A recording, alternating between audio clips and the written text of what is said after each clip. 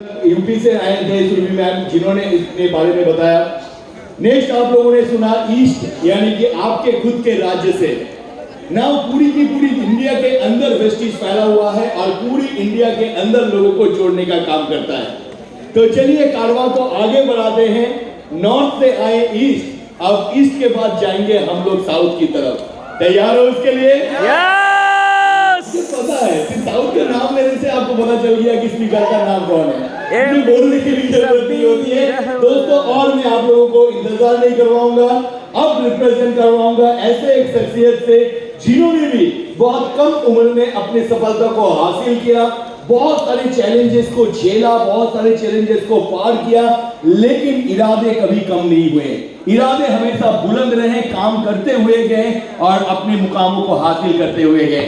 तो चलिए दोस्तों, अब हम लोग बुलाते हैं उस शख्सियत को जिन्होंने बहुत ही अपने लाइफ को चेंज किया, आगे बढ़ाया, और इसमें आप सभी लोगों का मदद मुझे चाहिए। जोरदार तालियों से स्वागत करते हैं ऑन स्टेज फ्रॉम हैदराबाद।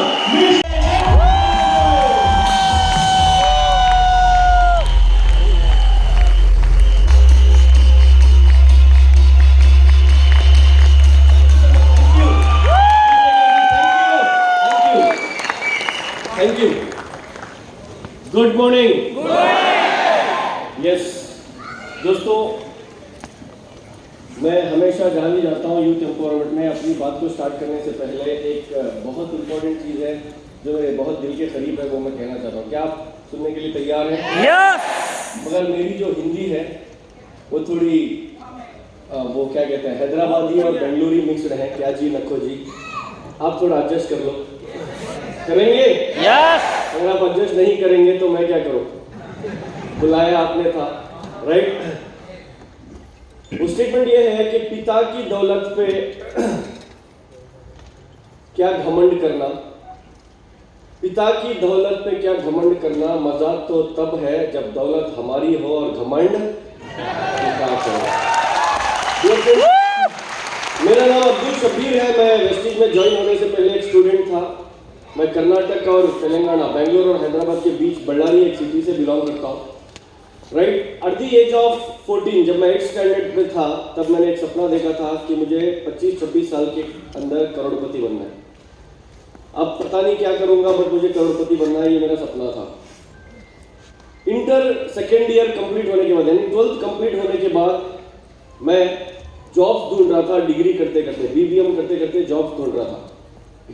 और जब मैं जॉब ढूंढ रहा था, जॉब इसलिए ढूंढ रहा था क्योंकि फैमिली बैकग्राउंड मेरा बहुत पॉवर्टी का था, पुअर फैमिली बैकग्राउंड था। मेरे जो फादर, मेरे जो रिलेटिव्स हैं, मेरा जो खानदान है, मेरा जो फैमिली है, हम आज तक किसी के अंडर काम नहीं किए, जॉब नहीं किए। हमारा सबका किराना शॉप का बिजनेस था, जनरल स्टोर्स का। मैं एक चीज देखता था कि भाई जॉब करूं या बिजनेस करूं, करोड़पति बनने के लिए जॉब करूं या बिजनेस करूं। मेरे दिमाग में एक चीज थी कि बिजनेस अगर करने से करोड़पति बन सकते हैं तो मेरे फादर क्यों नहीं बन रहे फिर, राइट? मेरे फादर क्यों नहीं बन रहे? मैं सोचता था ये जो जॉब करते हैं ना लोग, इनशर्ट विनशर्ट करके, ब्लेजर पहन के, कैबिन में बैठ के, AC के अंदर, लैपटॉप के आगे, ये लोग करोड़पति हो सकते हैं। अब मुझे बाद में पता चला कि इनकी चड्डी फटी होती है। तो मैं जब सेकेंड ईयर कंप्लीट करके डिग्री में गया, फर्स्ट सेम में, मैं अपने लेक्चरर से पूछा कि सर जॉब करूँ या बिजनेस करूँ? सब कहते थे ना तो जॉब कर ना बिजनेस कर, पहले डिग्री खत्म कर। मैं जब सेकेंड ईयर गया, मेरे एडमिनिस्ट्रेटर से मैं पूछा कि मैम जॉब करूँ या बिजनेस करूँ? तो मेरे एडमिनिस्ट्रेटर ने भी बोला कि ना तो जॉब कर ना बिजनेस कर, पहले डिग्री को खत्म कर। सेकेंड ईयर कंप्लीट होने के बाद मैं कई लोगों को पूछता गया, जॉब करूं या बिजनेस करूं, जॉब करूं या बिजनेस करूं। 5th सेम में मुझे मेरे कॉलेज के अंदर एक लेक्चरर ज्वाइन किए। उनको मैं जाके पूछा, अब मैं अगर इनको भी पूछूंगा जॉब करूं या बिजनेस करूं, तो ये मुझे यही कहेंगे कि पहले डिग्री खत्म कर। मैंने इनको सवाल कुछ उल्टा डाला, मतलब सर आप हमारी कॉलेज में जॉब करने से पहले क्या करते थे? तो उन्होंने बोला मैं मुंबई के गोदरेज इन्फोटेक कंपनी के अंदर जॉब करता था। मैं बोला सर आपकी सैलरी कितनी थी? उन्होंने बोला सैलरी मेरी 6,81,000 का पैकेज था ईयरली। तो मैंने बोला आप इतना अच्छा जॉब छोड़ के यहाँ पे 10,000 सैलरी के लिए क्यों आ गए? अब मुझे एक चीज बताओ, मेरे लिए जॉब बेहतर है या बिजनेस करना बेहतर है? 15 दिन कंटिन्यूअसली मैंने इनको सवाल करा। 16th या 17th डे मेरा हाथ पकड़ के मेरे लेक्चरर एक क्लासरूम में लेके जाके डोर लॉक करके उन्होंने एक चीज बोली, जिंदगी में कुछ भी कर ले शब्बीर, मगर जॉब मत करना। अबे जॉब होल्डर के खिलाफ नहीं हूं, जो मेरे उस्ताद ने बताया मैं आपके सामने वो रख रहा हूं, राइट। जॉब भी बहुत जरूरी है। अब मैंने उनसे पूछा कि सर जॉब क्यों नहीं करना है। उन्होंने मुझे बोला तुझे जॉब का फुल फॉर्म पता है? मैं बोला सर ज्वाइन अदर बिजनेस। उन्होंने बोला नो। मैं बोला सर जस्ट ओबे बॉस, जैसा बॉस बोलता है वैसा करो। उन्होंने बोला नो। मैंने बोला फिर आप ही बोल दो जेओबी का फुल फॉर्म क्या है। उन्होंने बोला जेओबी का फुल फॉर्म होता है जूस ऑफ बॉडी, बॉडी का जूस निकालना। मैं बोला ऐसे क्यों? तो उन्होंने एक बहुत बेहतरीन एग्जांपल से मुझे समझाया कि ये जूस ऑफ बॉडी क्यों होता है। तो उन्होंने मुझे बताया शबीर, जब बच्चा स्टूडेंट होता है तो वो गन्ने की तरह होता है। गन्ना समझते हैं आप? गन्ना शुगर के गन्ने की तरह कड़क होता है, कड़क। वो किसी के आगे झुकेगा नहीं, राइट, हमेशा कड़क होता है, कड़क। स्टूडेंट जब स्टूडेंट होता है, जैसे वो स्टूडेंट अपनी डिग्री या पीजी खत्म करके इंटरव्यू देने के लिए किसी कंपनी के गेट के सामने जाके अपनी प्रोफाइल पकड़ के ठहरता है, तो उस गन्ने को गन्ने की जूस निकालने वाली मशीन में रखे जैसा होता। अब जूस निकालने वाला क्या करेगा? पहले सीधा रख के जूस निकालेगा, फिर पीछे से लेके फिर घुमाएगा, फिर ठोसेगा। अगर कस्टमर टेस्ट मांगा तो नींबू भी रख के जूस निकालेगा, फिर तीसरी बार फोल्ड करेगा, चौथी बार फोल्ड करेगा, पांचवी बार अगर कस्टमर और टेस्ट मांगा तो गन्ने के साथ साथ वो अदरक भी रख के जूस निकालेगा, घुमा घुमा के जूस निकालेगा। पूरा जूस निकलने के बाद वो बोला जा बेटा दूसरी कंपनी निकले, राइट। तो ये जॉब होल्डर का हाल होता है। तो मैंने बोला सर जिंदगी में कुछ भी बनूंगा मगर गन्ना नहीं बनूंगा, राइट। मगर फिर भी मेरे दिमाग में ये था कि अगर बिजनेस करना है तो मुझे पैसों की जरूरत है, अगर पैसा होना है तो जॉब करना पड़ेगा। तो मैंने सोचा सर जॉब करो, मुझे कौन सा तो जॉब दिलाओ, कौन सा भी जॉब दिलवाओ। तो उन्होंने बोला मुझे खुद ठीक से जॉब नहीं है, तेरे को क्या जॉब दिलाऊं। तो मैंने मेरे एक रिलेटिव के पास गया, वो एमआर थे मेडिकल रेप। उनके पास जाके मैंने बोला कि आप रिकमेंडेशन के ऊपर मुझे भी पार्ट टाइम में एमआर का जॉब दिलवाओ। तो उन्होंने बोला 15 दिन वेट कर ले। 15 दिन वेट करने के बाद, 1 महीना वेट करने के बाद, 1.5 महीना वेट करने के बाद एक दिन उनका मुझे कॉल आया, कहते तू यहाँ पे आ जा। मैं और मेरा दोस्त दोनों गए, वहां पे जाके बैठे एक होटल में। अब आगे जो प्लान बताने के लिए आया था और वो मेरे रिलेटिव भी थे, उन्होंने बोले ये आप कहाँ लेके आ गए थे? मैं जॉब पूछ रहा था आपको। पता क्या करें, मैंने वो जॉब छोड़ दी और मैंने वेस्टीज ज्वाइन कर ली। अब जो आगे बैठे थे उनके अप्लाई, मैं और मेरे फ्रेंड गए थे और हम जब 19 साल के थे, 19 ईयर्स ओल्ड, जब मैं वेस्टीज में ज्वाइन किया था, मैं और मेरा फ्रेंड जो क्लोज फ्रेंड्स थे हम दोनों गए थे। देखो एक चीज याद रखो आप, जो भी मतलब जिसके पास एजुकेशन रहता है ना, उसके साथ एक by one get one free में एक और चीज आ जाती है, उसका नाम है ईगो। हमारे अंदर दोनों में कूट कूट के भरा हुआ था वो। हमें एक चीज पता थी कि जैसे ही डिग्री कंप्लीट करके कॉलेज के बाहर जाएंगे तो रतन टाटा जी हमारे लिए वेट कर रहे हैं जॉब देने के लिए, ठीक है ना। हमारे प्रोफेसर ने ये हमारे दिमाग में डाल दिया कि अगर आप डिस्टिंक्शन करोगे, जैसे ही कॉलेज के बाहर जाओगे अंबानी जी खड़े हैं वहां पे कैंटीन के पास। अब जैसे डिग्री हमारी खत्म हो गई, हम बाहर आए सर्टिफिकेट लेके, टाटा जी दूर दूर तक टाटा नहीं करते दिखाई नहीं दे रहे थे, राइट। तो हमें पता चल गया कि ये सिर्फ मोटिवेट करने की बातें होती है। अब जब हम वहां पे गए, मैं और मेरा फ्रेंड दोनों हम गए वहां पे प्लान बताने के लिए, वो हमें किसी होटल में बुलाए थे। वहां जब हम गए तो एक बंदा व्हाइट शर्ट ब्लैक पैंट पहन के वेस्टीज की टाई पहन के आया हुआ था। हमें वेस्टीज क्या पता भी नहीं था। मैंने मेरे दोस्त को बोला कि यार कोई इंटरव्यू लेने के लिए आया, तमीज से बैठ, तमीज से। हम दोनों तमीज से बैठे। बाद में पता चला जो सामने बैठा था, जिसके सामने हम तमीज से बैठे थे, वो 4th स्टैंडर्ड फेल था, राइट। उसने बताया Shabir after BBM what next? मैं बोला sir MBA. After MBA what next? मैं बोला sir job. After job what next? पागल, जॉब के बाद क्या होता है? पैसा। अब उन्होंने पूछा कितने एक्सपेक्ट करता है? मैं बोला सर अगर 25,000 मिल गए ना तो अपने गांव का शाहरुख खान मैं। उन्होंने बोला बस। मैं बोला 50,000 मिल गए ना तो अपने गांव का अकबर बादशाह मैं।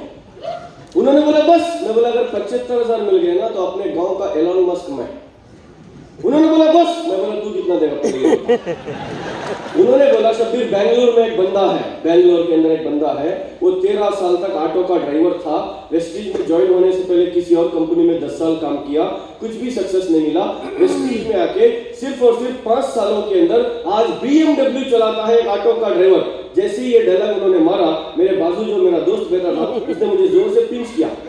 अब कान में बोला कि और कुछ मखमल की टोपी डलवाना बाकी है या मैच खेलने चले। राइट, हम क्रिकेट खेलते खेलते बरमुडा में आ गए थे प्लान सुनने के लिए। तो जब हम बाहर गए, मैं मेरे दोस्त को पूछा कि क्यों, क्या हुआ? कहता यार जब एक ऑटो का ड्राइवर BMW खरीद सकता है तो हम गधे चराने के लिए BBM पढ़ रहे हैं क्या? वो लोग हमें इतनी मखमल की टोपी डाल रहे थे तो डलवाते जा रहा था। ये सब झूठ है, ये सब फेक है। तो दोस्तों उन्होंने ज्वाइन नहीं किया। मैं 15-20 दिन के बाद वेस्टीज में ज्वाइन किया, May 13, 2013। मेरे फादर को डायबिटीज था, मैंने स्पिरुलिना नोनी नीम लेके वेस्टीज को ज्वाइन किया। 14 डेज के अंदर मेरे फादर का 376 शुगर लेवल 160 पे आ गया। ये रिजल्ट देखने के बाद मैंने वेस्टीज को as a part time start किया। मेरा फर्स्ट मंथ का जो चेक था वो 381 रुपीज था। 381 रुपीज से मेरा जो चेक है वो बढ़ते बढ़ते बहुत बड़े लेवल तक गया। उससे पहले मैं आपको इंपॉर्टेंट, मेरा 381 रुपीज का फर्स्ट चेक था। सेकेंड चेक 8 रुपए का आया वाली साहब की मेहरबानी से, और तीसरा चेक आया 500 रुपए का। ठीक है, एक चीज, जब ये 500, 8 रुपए, 300, 400 रुपए आते थे तो मैं सीखने के ऊपर बहुत ज्यादा फोकस किया वेस्टीज के अंदर। तो मैं जब सीखता गया तो मुझे एक चीज पता चली कि यहाँ पे इंजीनियरिंग कॉलेज, MBA कॉलेजेस हैं क्या? होंगे ना सर, होंगे ना। हमारे यहाँ क्या होता है, बेंगलोर साइड या हैदराबाद साइड, जैसे ही कॉलेज में एडमिशन स्टार्ट होते हैं, एडमिशन स्टार्ट होते हैं तो कॉलेज के बाहर एक बहुत बड़ा बैनर लगा होता है, बहुत बड़ा banner, 100% job guarantee for your child लिखा होता है यहाँ पे भी। Yes, 100% job guarantee for your child. अब जॉब को हिंदी में क्या कहते हैं? नौकरी का ही निकाल दो तो जरा जोर से बोलो ना यारो। नौकर। क्या? नौकर। अब मैं वो देख के चौंक गया कि भाई इतना बड़ा दावा कर रहे कंपनी कॉलेज वाले, फिर भी ये लोग क्यों अपने बच्चों को इस कॉलेज में पढ़ा रहे हैं? अब क्या दावा कर रहे हैं? कॉलेज के लोग ओपनली कह रहे हैं कि आपके बच्चे को हम 3 साल के अंदर 100% नौकर बना के भेजेंगे, साहूकार बना के नहीं भेजेंगे। हम फिर भी क्या कर रहे हैं, वहां पे जाके अपने बच्चों को ज्वाइन करवा रहे हैं। और नो, मैंने ये सीखा।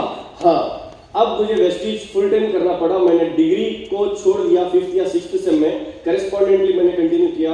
वेस्टीज को स्टार्ट किया एज ए फुल टाइम। जब मैं वेस्टीज को स्टार्ट किया एज ए फुल टाइम, मैं वेस्टीज में सीखता गया कि मुझे क्या करना है, कैसे करना है, क्या करना है, कैसे करना है। जब मैं सीखता गया, जो अपने थे कहते थे शब्बीर तेरे लिए जान दे देंगे, सालों ने आधार कार्ड भी नहीं दिया, भी नहीं याद रखो। जब मेरा दिल्ली में एक इंटरव्यू चल रहा था वेस्टीज एंटरप्रेन्योर्स का, VYP का, तो दीपक सर ने मुझे पूछा कि शब्बीर 0 से यहाँ तक कैसे पहुंचे? मैंने बोला सर, परिचित लोगों के धोखे से, अपरिचित लोगों के साथ से मैं यहाँ तक पहुंचा। आपको इस बिजनेस के अंदर परिचित लोग कभी साथ नहीं देंगे। मेरे दोस्त थे, मेरे अपने ने बोला जाओ तुम अपने फ्रेंड्स को बोलो, रिलेटिव्स को बोलो, कलीग्स को बोलो, नेबर्स को बोलो। मैं मेरे क्लासमेट्स को जाके बोला, मेरे क्लास में सिर्फ 4 लोग थे जिनमें मैं भी है। 2 लड़के थे, एक लड़का था और मैं एक लड़का था, 4। बहुत कॉस्टली कॉलेज थी, ज्यादा माँ बाप वहाँ पे भेजते नहीं थे बच्चों को। जो जिनकी भरी हुई थी वही जाके वहाँ पे एडमिशन करवा रहे थे, जिससे मेरे फादर की भरी हुई थी। ठीक है ना। अब वो 4 लोग थे, 3 लोगों को मैंने बताया, 3 में से 2 लड़कियों को मैंने जाके बताया क्या कि यार जिंदगी के 2 साल, रोज के 2 घंटे वेस्टीज को दे दे प्लीज। पता है एक लड़की ने क्या बोला? शब्बीर हमारे अब्बू मारते। और दूसरी लड़की को मैंने बोला यार जिंदगी के 2 साल, रोज के 2 घंटे वेस्टीज को दे दे प्लीज। तो दूसरी लड़की ने बोला शब्बीर आपको मालूम नहीं, 15 दिन पहले मेरी एंगेजमेंट हो गई, हमारे मियाँ मारते। अगर मैं मेरे दोस्त को बोला जो मेरे बाजू बैठ के पूरी डिग्री खत्म किया था, उसका नाम था अयूब। क्या था? अयूब। से बोलो ना, अयूब था।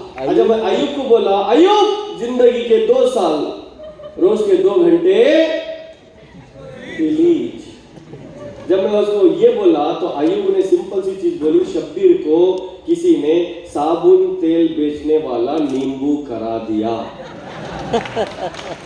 आज भी वो तुंगभद्रा नदी, सब पता है आपको तुंगभद्रा नदी? तुंगभद्रा एक डैम है, डैम हमारे यहाँ हॉस्पिटल के पास, तुंगभद्रा डैम में रहता है, पानी में नहीं, वहां पे घर है, घर में रहता है, राइट? वो एक छोटा गांव है। जब भी मैं वहां से जाता हूँ, हुबली एक सिटी है कर्नाटका में, हुबली, तो जब मैं जाता हूँ हुबली तो वहीं से गुजरना पड़ता है, तो कभी कभी मिल जाता है मेरा दोस्त अयूब, ठीक है? जब मिलता है तो मैं मर्सिडीज बेंज में जाता हूँ, वो खटारी स्कूटी में आता है, चाय पीने के लिए बोलता है। जब हम होटल में जाके चाय पीते हैं तो पता अयूब क्या कहता है?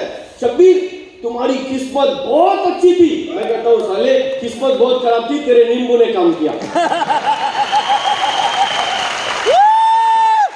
सुन लो दोस्तों, जब आपके पास कामयाबी नहीं होती तो लोग नींबू, ब्लैक मैजिक, ग्रीन मैजिक, नारियल, टमाटर, क्या क्या कहते हैं पता नहीं।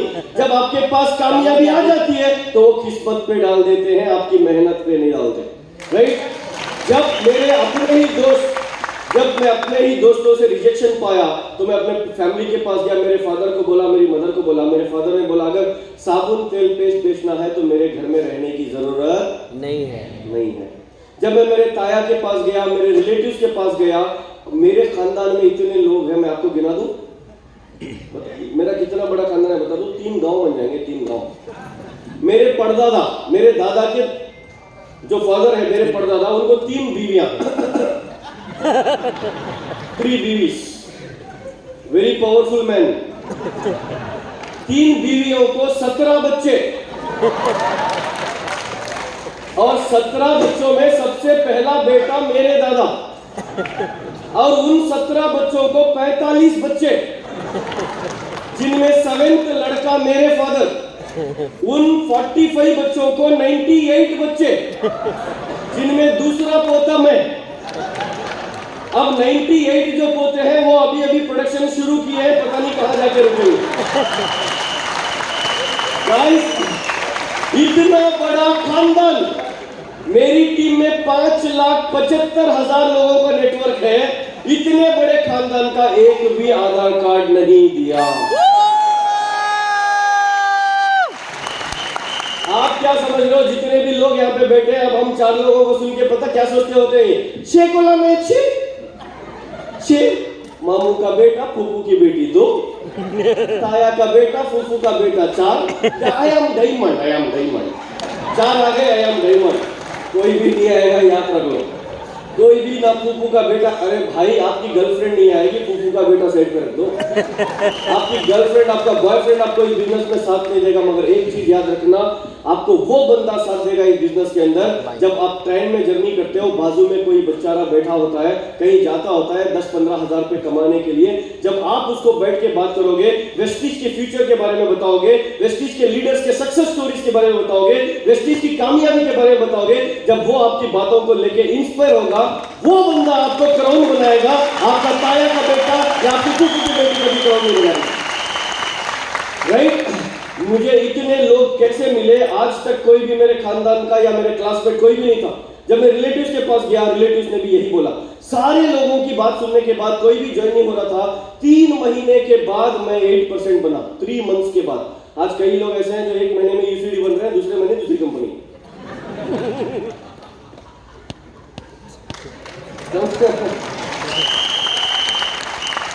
ठीक है, 1 महीने में यूसीडी, दूसरी कंपनी, दूसरे महीने में दूसरी कंपनी, तीसरे महीने में तीसरा कॉइन, चौथा महीना कोई ऐप, 5वां महीना कहां? रेलवे स्टेशन या पुलिस स्टेशन। समझ में आ रहा है ना? Success needs sacrifices, success needs time. याद रखो।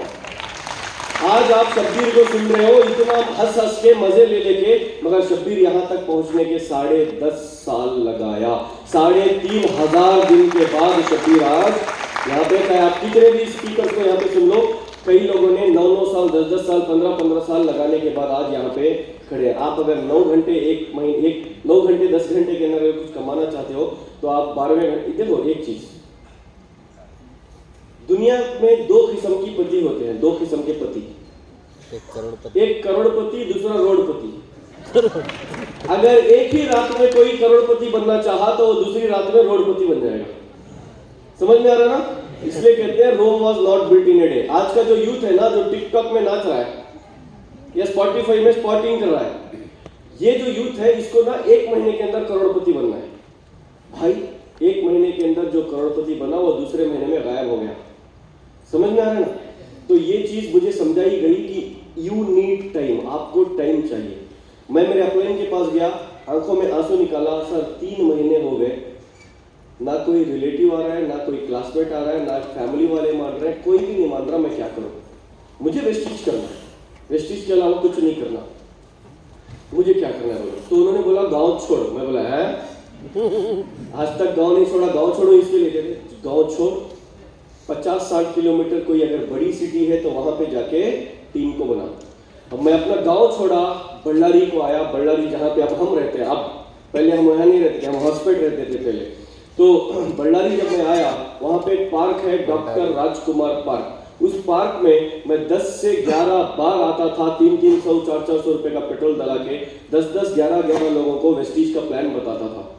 फ्लैक्स ऑयल डेमो दिखा के, जैसे वो थर्मोकोल पिघलता ना, ऐसे मैं भी पिघल गया था।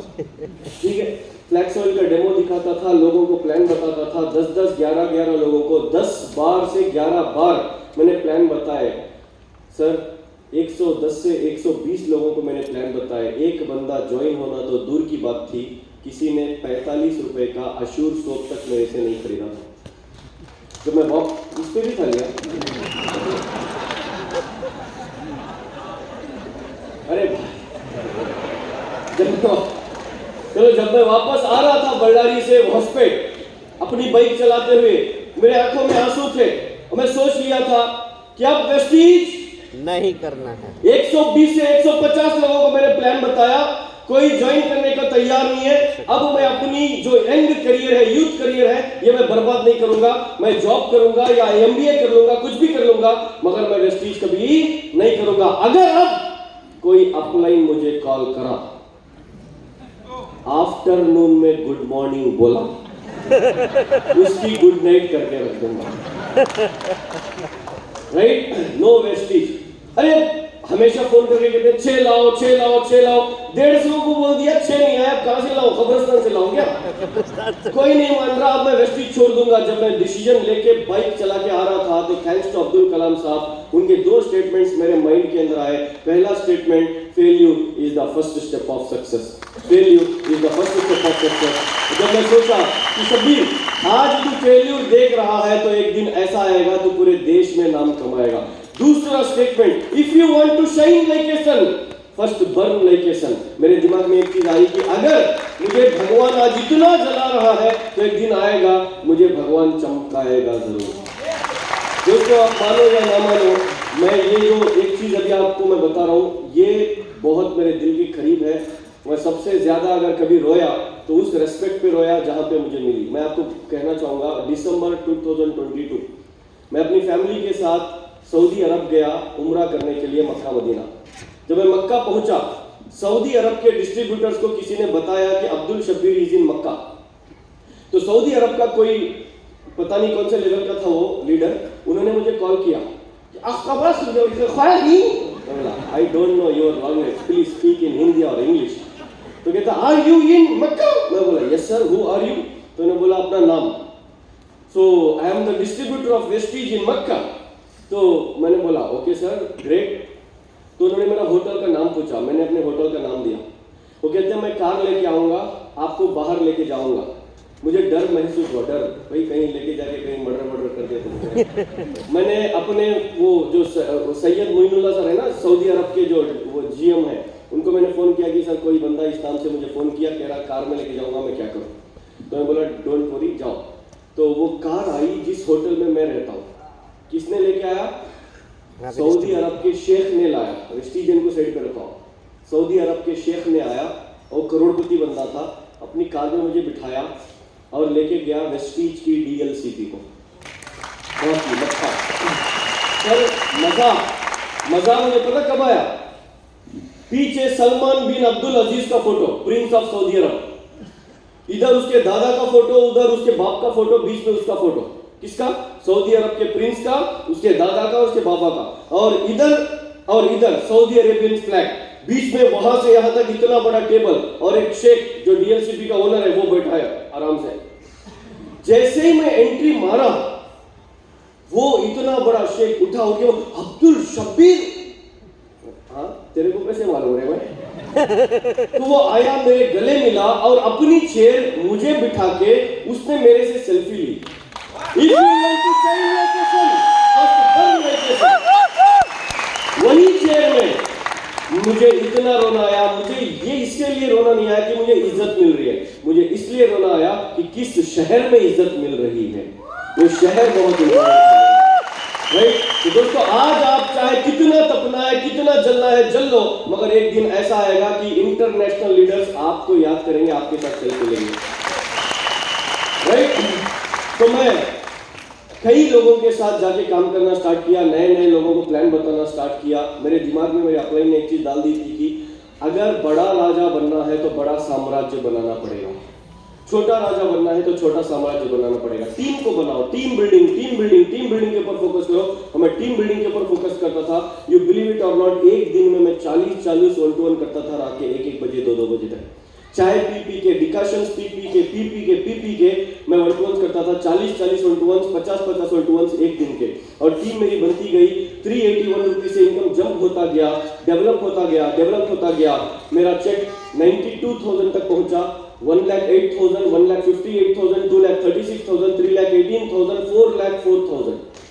जब 4,04,000 का मेरा चेक आया तो एक और सुनामी मेरी जिंदगी में आई। खुद के ही अपलाइन ने खुद की कंपनी बनाई और मेरी 4 लाख टीवी देने वाली टीम को लेके चले गए। और आप बेहतर जानते हो कौन है, उड़ीसा वाले तो और बेहतर जानते हैं। 4 लाख टीवी देने वाली टीम किसको कहते हैं? 4 लाख टीवी, 1.5 करोड़ का बिजनेस। 4,000 टीवी बनाने के लिए आज लोग तरसते हैं, ऐसा और लोग 4 लाख टीवी की मेरी पावर लाइन लेके गया और उल्टा मेरे को फोन करके धमकियां देने लगे, तुम आ जाओ वरना तुम्हारी टीम खा लेंगे। मैंने बोला मेहनत से बनाया तो टीम टिकेगी, वरना तुम खा जाओ, फिर से टीम बनाऊंगा। मगर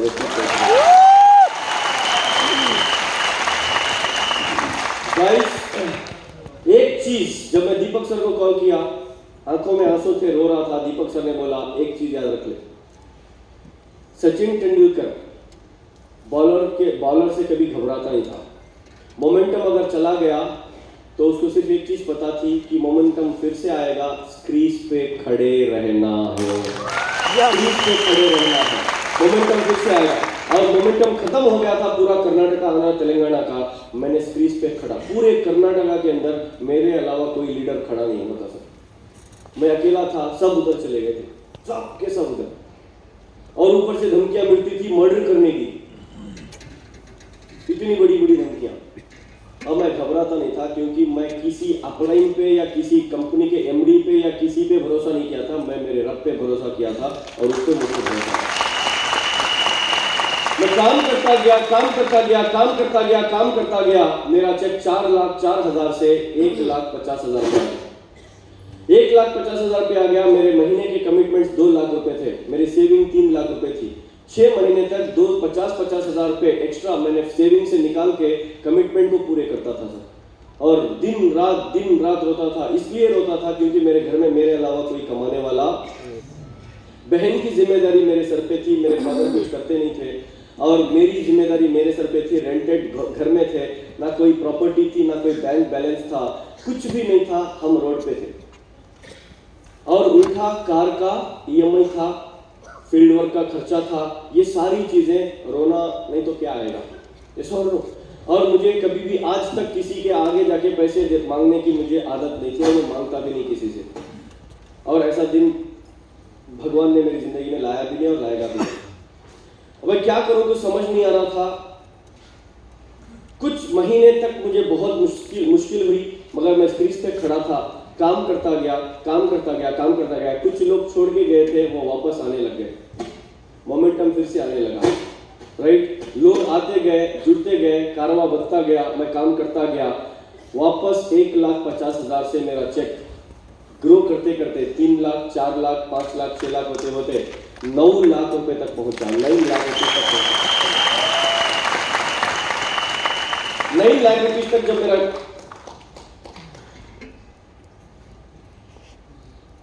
9 लाख रुपीस तक जब मेरा चेक पहुंचा, मेरे घर के अंदर जब 9,18,000 रुपीस का चेक आया, मेरी पूरी फैमिली जो है हम रोते बढ़ गए थे कि दिन वो भी था, दिन ये भी था, राइट। 9 लाख के बाद अगेन 10 लाख रुपए का चेक आया, फिर 11 लाख रुपए का चेक आया, और जब मैं अगेन से बिजनेस स्टार्ट किया तो मेरे दिन कुछ ऐसे थे। मैं सिर्फ 400 रुपए, 300 रुपए, 200 रुपए, 100 रुपए बेड के बचाने के लिए, 100 रुपए बेड के बचाने के लिए मैं बस स्टैंड पे सोया करता था। 8 रुपए रात में जब मैं फील्ड वर्क करके आता था बल्लारी रेलवे स्टेशन में, रात के 1 बजे सीट के हिसाब से ऑटो वाला पूछता था घर लेके जाके छोड़ने के लिए। 6 किलोमीटर दूर था मेरा घर रेलवे स्टेशन से। 8 रुपए पूछता था सीट के हिसाब से। अगर एक ऑटो में 4 लोग बैठेंगे तो एक एक बंदा कितना देगा?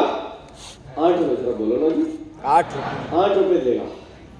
मैं 8 रुपए बचाने के लिए, ऑटो का किराया 8 रुपए बचाने के लिए रात के 1 बजे 6 किलोमीटर चलते हुए आता था सर, क्योंकि मैं ये सोचता था कि अगर 8 रुपए बच जाएंगे, कल उस 8 रुपए में अगर मैं 12 रुपए ऐड करूंगा तो 20 रुपए हो जाएंगे। कल सुबह फील्ड वर्क में ब्रेकफास्ट में 2 इडली मिल जाएंगे 20 रुपए में। ऐसे भी दिन मैंने देखे। कई मुसीबतें झेलने के बाद अगर 50 रुपए बस स्टैंड के अंदर एक बेड 50 रुपए में मिलती थी बल्लारी की, वो 50 रुपए अगर मैं दूंगा तो मेरे जेब से 50 रुपए खत्म हो जाएंगे। क्यों मैं 50 रुपए दूं? बिना कोई पिलो, बिना कोई ब्लैंकेट मैं इस बस स्टैंड पे सोया करता था। 8 दिन तक इस बस स्टैंड में मैं सोया। जब पुलिस आके मुझे डांटा तो मैं रेलवे स्टेशन में 15 दिन तक सोया। और मेरे दिमाग में मैं सिर्फ एक ही चीज बोलता था कि शब्बीर, ये दिन कुछ दिन के हैं, ये चल जाएंगे, ये गुजर जाएंगे, अच्छे दिन आएंगे। क्या तेरे भी जिंदगी के अच्छे दिन आएंगे? मैं काम करता गया। अगर मैं आज MBA करके किसी कंपनी को जाता और पूरी जिंदगी काम करता तो भी मैं इतना पैसा नहीं कमाता था जितना पैसा आज मैं वेस्टीज से सिंगल मंथ में कमाता हूँ। 14,18,605 रुपए, 14,18,000 रुपीज का मेरा चेक है। और पिछले 10 सालों में वेस्टीज से मैंने पूरे 5 करोड़ रुपए कमाए। 5 करोड़। 40 लाख रुपए से ज्यादा मैंने गवर्नमेंट को टैक्स दिए। जिसको भी 5 करोड़ रुपए के ऊपर डाउट है, अगर मेरे 5 करोड़ रुपए के ऊपर किसी को डाउट है तो मैं आपको अपना इनकम स्टेटमेंट दिखाने के लिए रेडी। अगर उस पर भी डाउट है तो मैं आपको अपना फॉर्म 16 देने के लिए रेडी। अगर उस पर भी डाउट है तो फॉर्म 26 देने के लिए रेडी। उस पर भी डाउट है तो फॉर्म 26 EIS देने के लिए रेडी। उस पर भी डाउट है तो मेरा पैन कार्ड देने के लिए रेडी। उस पर भी डाउट है तो चार्टर्ड अकाउंटेंट के पास लेके जाने के लिए रेडी। उस पर भी डाउट है तो मैं जो प्रोफेशनल टैक्स पे करता हूँ ना, उसका पेपर दिखाने के लिए रेडी। उस पर भी अगर डाउट है तो मैं आपको IT रिटर्न दिखाने के लिए रेडी। उस पर भी डाउट है तो IT रिटर्न का P&L दिखाने के लिए रेडी। उस पर भी डाउट है तो अपने IT रिटर्न का डिप्रिसिएशन दिखाने के लिए रेडी। उस पर भी डाउट है तो मैं हर महीना 1,80,000 से 2 लाख रुपए गवर्नमेंट को GST पे करता हूँ, उसका चलन दिखाने के लिए रेडी। उस पर भी डाउट है तो GST का इनवॉइस दिखाने के लिए रेडी। उस पर भी डाउट है तो GST का 3B फॉर्म दिखाने के लिए रेडी। उस पर भी डाउट है तो मैं अपना बैंक स्टेटमेंट देने के लिए रेडी। उस पे भी डाउट है तो बैंक को ही लेके जाने के लिए रेडी। अगर उस पे भी डाउट है तो मुझे आप पे डाउट है। वेस्टी से मैंने सिर्फ 5 करोड़ नहीं, वेस्टी से मैंने 4 कार खरीदी। एक निसान माइक्रा 6.5 लाख रुपए की, दूसरी होंडा WRV 12.5 लाख रुपए की, तीसरी Mercedes Benz C class 63 lakh रुपए की, और चौथी किया सेल्टॉस 20 लाख रुपए की। राइट। 6 बार मैं फॉरेन ट्रिप जाके आया, जिसमें 3 बार थाईलैंड था, 1 बार मलेशिया था, 1 बार साउथ अफ्रीका था और 1 बार सऊदी अरब था। राइट। और मैंने 4 प्लॉट वेस्टीज से खरीदे और एक 65 लाख रुपए का घर भी खरीदा। ये मेरा घर है और ये मेरे फॉरेन ट्रिप है और ये मेरी कार है। राइट। तो दोस्तों, जाते जाते मैं एक चीज, ये मेरी मर्सिडीज बेंज का फोटो है जो दीपक सर जब बल्लारी आए थे तो मुझे की हैंड ओवर किए थे। तो मैं जाते जाते एक कहानी आपको बता के जाऊंगा। क्या आप सुनने के लिए तैयार हैं? पक्का? एक कहानी है जो स्टूडेंट्स के लिए है या यूथ के लिए है, अपॉर्चुनिटी को लेके है। एक और कहानी है जो टीम बनाने के ऊपर है। दोनों कहानियां बताऊंगा क्योंकि मेरा टाइम और बहुत है, और जब तक नहीं बताऊंगा तब तक मैं नहीं छोड़ूंगा। चलेगा आप? एक दिन क्या हुआ, मेरे जैसा लड़का या जितने भी यहाँ पे 25-26 साल के जो बच्चे बैठे हैं, उन जैसा एक बच्चा, आप गौर से सुनना कहानी। कॉलेज खत्म होने के बाद उस दिन वो बस स्टैंड को आया, क्योंकि उसको बस स्टैंड में बस पकड़ के अपने गांव जाना था। यहाँ पे भी ऐसा होता होगा ना, भुवनेश्वर तो कई विलेजेस से लोग आते होंगे पढ़ने के लिए। तो वो कॉलेज खत्म करके उस दिन का बस स्टैंड को आया। बस स्टैंड में वो वेट कर रहा था बस के लिए। और वो टिकट कलेक्टर को जाके पूछा कि मेरे गांव की बस कब आएगी। उसने बोला 2 घंटे बाद आएगी। तो अब ये जाके वहां पे बस स्टैंड में एक बेंच पे बैठा था। 2 घंटे क्यों वेस्ट करूं बोल के वहां पे एक बुक स्टॉल था। बुक स्टॉल में जाके उसने एक बुक खरीदने के लिए बुक स्टॉल गया। अब जैसे ही बुक खरीदने के लिए वहां पे गया तो एक 60-65 इयर्स के चचा, जो एज हो गई थी उनकी, वो वहां पे कैशियर की प्लेस पे बैठे थे। और एक खूबसूरत लड़की, 20 या 22-23 साल की खूबसूरत लड़की वहां पे जो है ना कस्टमर्स को बुक्स दे रही थी उस बुक स्टॉल में। अब जैसे ये लड़का 25-26 साल का था, अब वो वहां पे गया और वो 50 या 100 रुपए दिया, वो बुक लिया। और जब बुक लाके वो खूबसूरत लड़की दी तो ये लड़का उसको देख के हंसा और वो लड़की इसको देख के अब इतना भी नहीं बोल सकते आप, पीछे बोलो हंसी। अगर मुंह में गुटखा है तो थोड़ा थूक के बोलो ना प्लीज। हंसी। ये उसको देख के हंसा और वो इसके देख के हंसी। अब ये ऐसे ही मुस्कुराकर बुक लेके गया। सेकेंड डे फिर से आया, फिर से 50 रुपए दिया, फिर से एक बुक लिया। थर्ड डे फिर से आया, पैसे दिया, बुक लिया, घर में रखा। फोर्थ डे सेम काम, फिफ्थ डे सेम काम, एक भी बुक नहीं पढ़ रहा था, सिर्फ बेडरूम में रख रहा था। कल लड़की के चलते अब वो लड़की को देखने के चक्कर में ये हर रोज बुक ले रहा था। 3 साल तक ऐसे ही हुआ। 1000 से ज्यादा बुक्स इसके बेडरूम में है, एक भी खोल के नहीं देखा। अब 3 साल के बाद एक दिन वो लड़का सेम एज यूजुअल एक किताब लेने के लिए गया और बुक स्टॉल के अंदर वो लड़की नहीं थी। जैसे लड़की नहीं थी उसने सोचा 3 साल कंटिन्यू आई, आज हॉलीडे के लिए होगी, राइट। दूसरे दिन फिर गया, वो लड़की नहीं थी। तीसरे दिन फिर गया, वो लड़की नहीं थी। अब इसके पेट में खलबली स्टार्ट हो गई, भाई क्यों नहीं आई, भाई क्यों नहीं आई, भाई क्यों नहीं आई। तो अब ये वो चचा को पूछा, चचा आप इतने बूढ़े हो गए हो, आप क्यों इतनी मेहनत कर रहे हो, वो हेल्पर थी ना लड़की, वो कहां गई। तो चचा ने बोला बेटा वो मेरी हेल्पर नहीं थी, वो मेरी बेटी थी, 3 दिन पहले शादी करके भेज दिया। अब ये बाहुबली 1, अब बाहुबली 2 बताऊंगा कट्टप्पा क्यों मारा उसको। अब जैसे ही ये शादी करके गई सुना, अब इसके साथ क्या होगा, आर्या 2। इसके भी दिल में खलबली बची, रोना धोना आया। ये भी कहीं गया, नदी के किनारे डूबने के लिए गया, मगर ये एक ही बेटा था घर का। अबे मैं ये सोचा कि अगर मैं मर जाऊंगा तो मेरे पेरेंट्स का क्या। रोया रोया रोया, रोने के बाद फिर उठ के अपनी बाइक लेके गया घर में जाके बेडरूम में बैठा। अब तो उसके माता पिता बुला रहे थे, आ बेटा खाना खा ले, आ बेटा खाना खा ले। कह रहा था नहीं मेरी भूख नहीं है, मुझे पेट भर के है, मैं खाना नहीं खाऊंगा। तो अभी बेडरूम में बैठा था, आधा घंटा 1 घंटा सोचने के बाद इसने सोचा वो तो नहीं मिली, उसने जो छू के दिया था ना बुक, वो बुक्स पढ़ के माइंड डाइवर्ट करूंगा। जैसे ही उसने बुक लिया, खोला तो वो बुक में एक लव लेटर था। दूसरी बुक लिया, दूसरी बुक में भी लेटर था। तीसरी बुक लिया, सारे 1000 बुक के अंदर 1000 लेटर्स थे और उन सारे लेटर्स में एक ही बात लिखी हुई थी उस लड़की ने कि 3 साल बाद मेरी शादी होने वाली है, मैं तेरे से प्यार करती हूं, ये मेरा नंबर ले ले, कॉल कर पागल।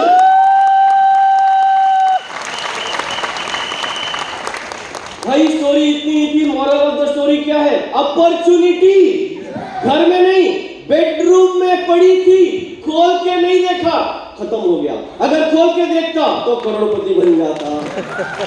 एज इट इज करोड़पति बनने की अपॉर्चुनिटी ओडिशा नहीं आई, भुवनेश्वर आपके घर आई है वेस्टीज बन के। अगर आप खोल के नहीं देखेंगे तो आप भी करोड़पति नहीं बनेंगे।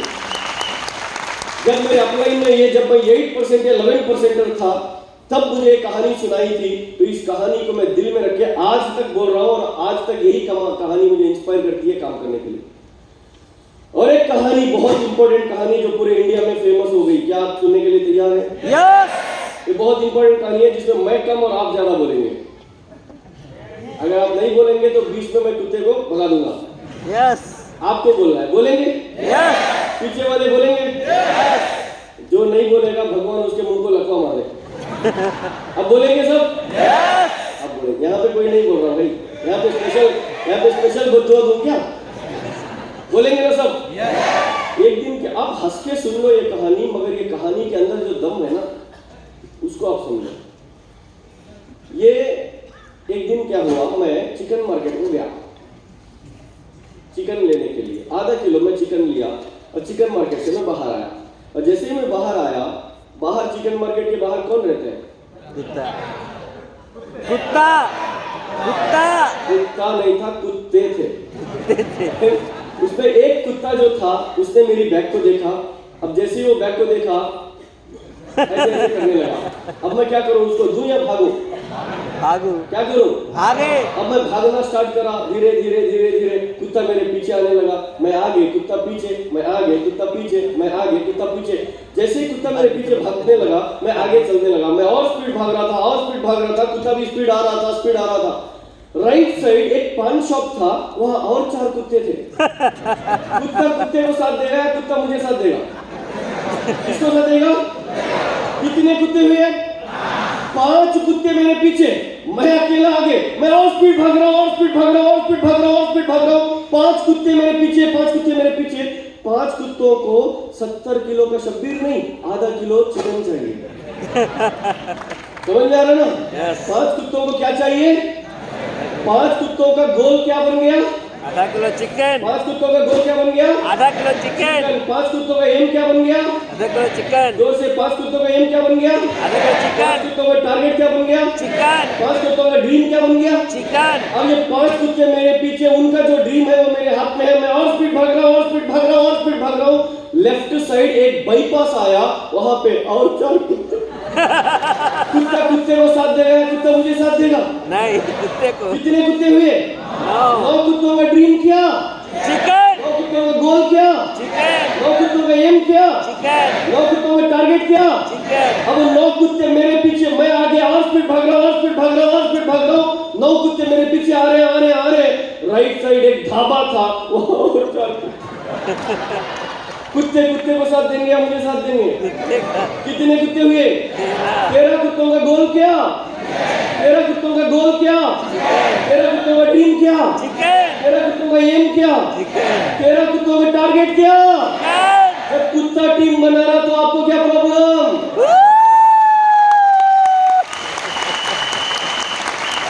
कुत्ते ने भागते भागते तेरा आधार कार्ड ले लिए। हम तो वैसे भी इंसान है, एक आधार कार्ड लाने के लिए 6-6 महीने करते। भाई मॉरल ऑफ द स्टोरी क्या? जैसे ही कुत्ते ने उस चिकन को देखा, कुत्ते का ड्रीम बिल्ड हुआ। I want to achieve this. अब कुत्ते ने उस पर फोकस किया, पूरे चिकन मार्केट से फोकस डाइवर्ट करके उसने उस गोल पे फोकस किया। अब कुत्ता जब उस गोल के पीछे भाग रहा था, पान शॉप के पास जो 4 दोस्त थे, उन्होंने सोचा कि इतना फोकसली भाग रहा है तो वहां पे कुछ जरूर है, हम इसके पीछे भागेंगे तो हमें भी कुछ पीसेस मिल जाएंगे। तो 5 कुत्तों का गोल बन गया वो चिकन। अब 5 कुत्तों का गोल था, उन्होंने 5 कुत्तों ने उसी गोल पे फोकस करते थे। 5 कुत्ते भाग रहे थे तो लेफ्ट साइड बाईपास के पास जो 4 और फ्रेंड्स खड़े थे, उन्होंने देखा जब 5 लोग एक गोल के पीछे भाग रहे हैं तो जरूर वहां कुछ ना कुछ है, चल हम भी ज्वाइन करते हैं।